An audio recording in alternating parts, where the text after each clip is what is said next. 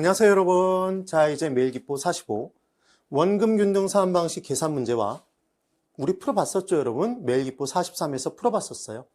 주택금융의 일반적인 내용들, 그 다음 부동산 투자회사 리츠에 대해서 문제를 한번 풀어보도록 할게요.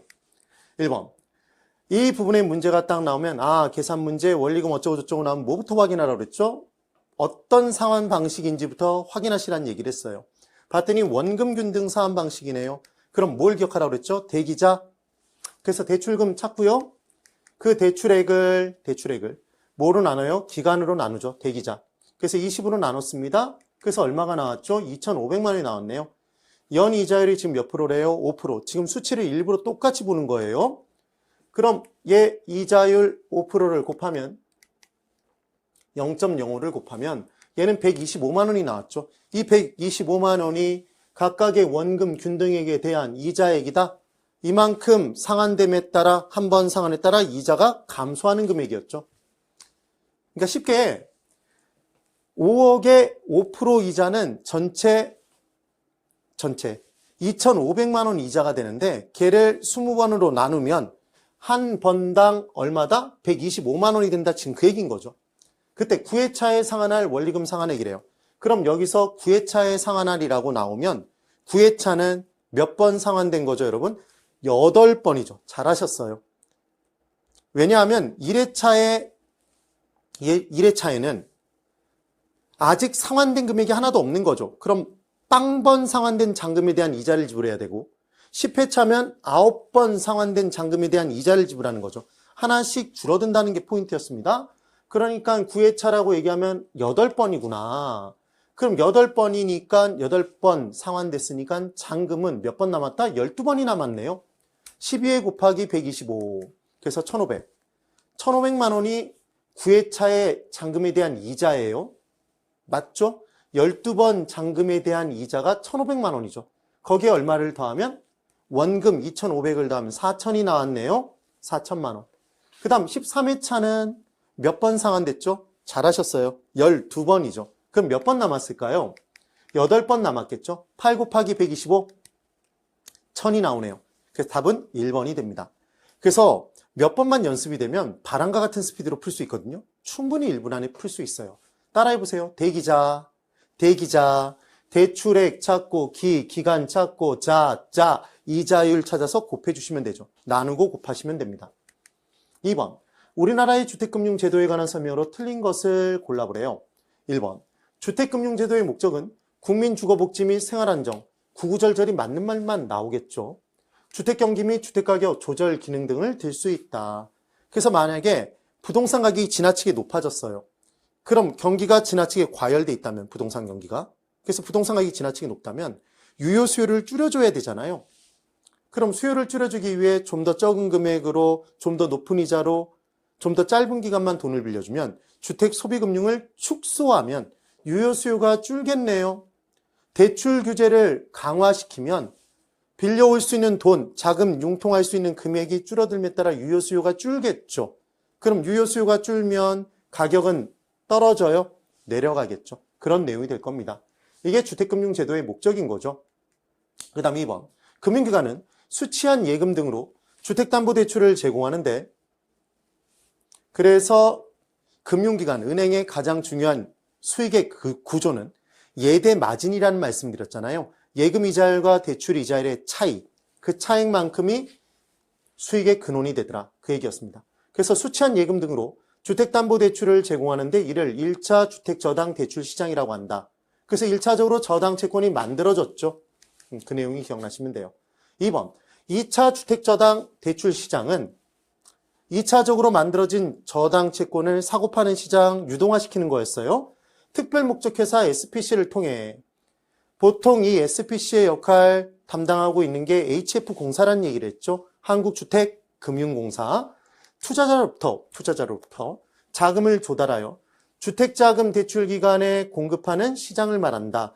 그래서 기관 투자자, 자본시장의 기관 투자자들로부터 저당담보부 증권을 발행해서 조달한 돈을 HF공사가 누구에게로? 은행에게로.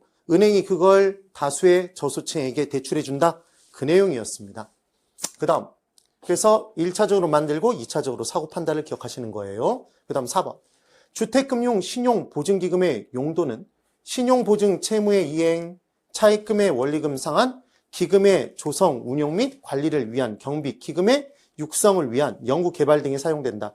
구구절절이 다 맞는 얘기잖아요. 이 부분을 틀린 내용으로 바꿀 가능성은 없다는 얘기죠. 그냥 보기를 채워준 거예요. 5번. 저당 채권이 유동화되면 장기간 고정화된 죽은 재산인 저당 채권이 모기지, 죽은 재산이었죠.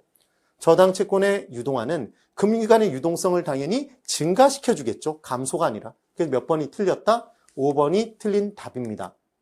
3번. 부동산 투자회사 법령상 부동산 투자회사 리츠에 관한 설명으로 틀린 것을 골라보래요. 1번.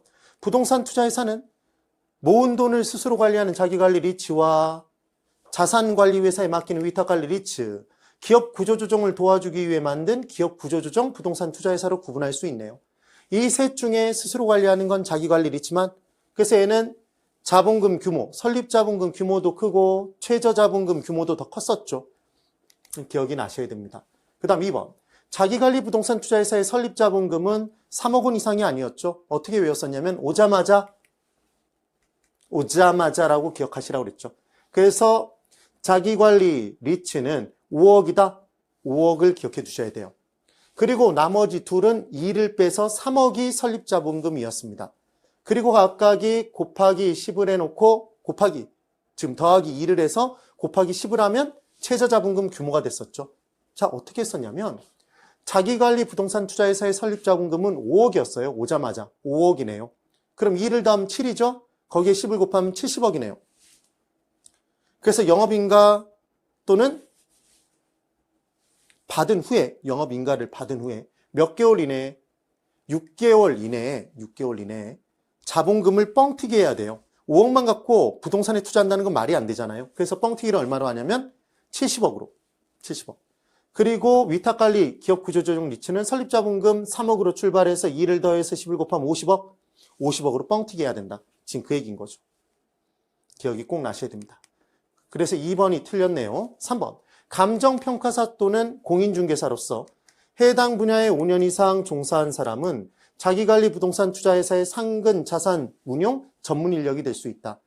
여러분, 자기관리 리츠는 스스로 관리해야 되니까 상시 근무하는 임직원이 있어야 되겠죠. 자산을 운영할 수 있는 전문 인력이 필요해요. 공인중개사는 부동산 관련 전문가인가요? 감정평가사도 부동산 관련 전문가죠. 그런데 공인회계사는 아니에요. 이거 공인회계사 들어가면 X가 된답니다. 또 하나, 적어도 5년은 묵어야 전문성이 높아졌다고 보는 거예요. 그래서 5년 이상, 몇 인 이상? 5인 이상.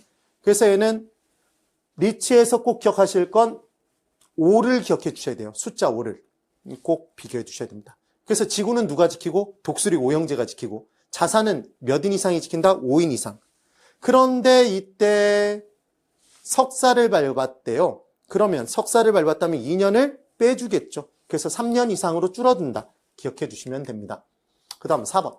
위탁관리 부동산 투자회사는 부동산에 투자하겠다고 자본시장의 투자자들에게, 다수의 소액 투자자들에게 돈을 쫙 모아놓고 그 돈을 자산관리회사에 바로 위탁하잖아요. 그래서 얘는 실체가 존재하지 않는 명목상의 회사, 서류상의 회사니까 서류 안에 사람이 근무할 수 없죠. 상시 근무하는 임직원 없다. 본점 위에 지점도 설치할 수가 없네요. 상시 근무하는 임직원이 없으니까 직원 내규를 둘 필요도 없는 거였죠. 그래서 위탁관리 부동산 투자회사는 본점 위에 지점을 설치할 수 없으며 지점 설치 못해요. 직원을 고용하거나 상근 임원을 둘 수 없네요. 5조.